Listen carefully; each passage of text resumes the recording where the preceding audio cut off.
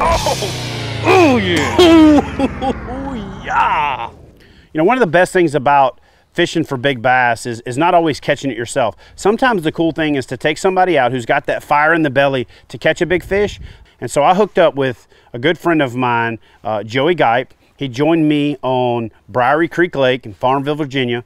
When I was on active duty in the Navy in Norfolk, Virginia, I made many a trip over to this awesome impoundment loaded with flooded timber, shallow pockets, ditches, creeks, drop-offs. And for the state of Virginia to not be known as a bass factory, to not be known as a place where you can catch double-digit bass, I've caught a lot of double-digit bass out of this particular lake.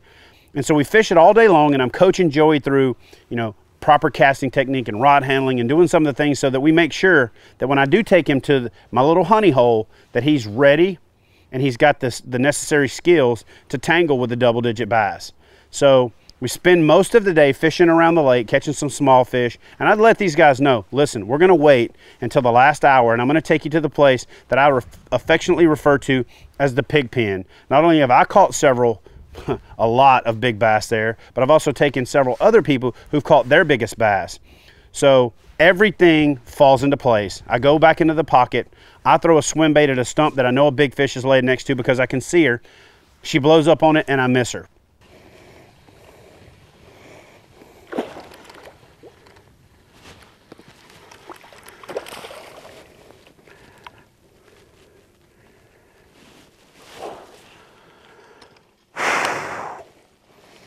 I look over to Joey and I tell Joey, work this tree line. I'd set him up on it. I had mapped it out for him, and I told him before they move into this shallow flat that I call the pig pen, they stage in this ditch on the outside edge with a lot of standing timber. So Joey is out there playing the percentage game, throwing the spinner bait, running it down the edge of the trees, running it down the edges of the stumps, throwing it down the middle of the ditch. And sure enough, I hear a scream of elation. I look over and he's bowed up.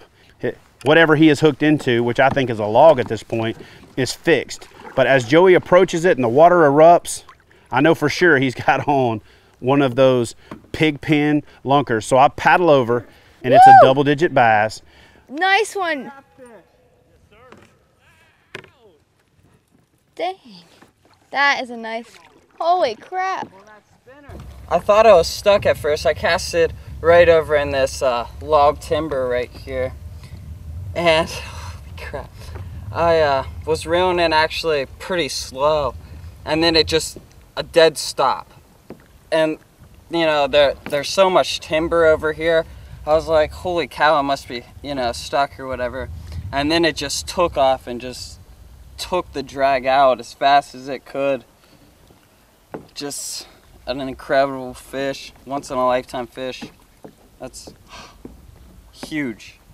The beautiful thing about this scenario is I had invited two of the smallest anglers I've ever fished with. I mean, these kids are so small they look like Christmas elves. And so when you're a big dude like me and you hold up fish and people go, oh man, that thing's 4 pounds, and you weight it at well over 10, the way you flip the script is you invite the smallest angler in the world so that even when they hold a small fish, it looks big. But we didn't need that trick with Joey because this fish was over 10 pounds, 10.4 I believe to be exact. Joey's personal best, and a day I'm sure I'll never forget, and I guarantee you he won't forget. So for more kayak bass and big bass tales, make sure you subscribe right here. Send us your stories and we can chronicle those right here on the Big Bass Tales on Kayak Bassin TV. Subscribe. Do it.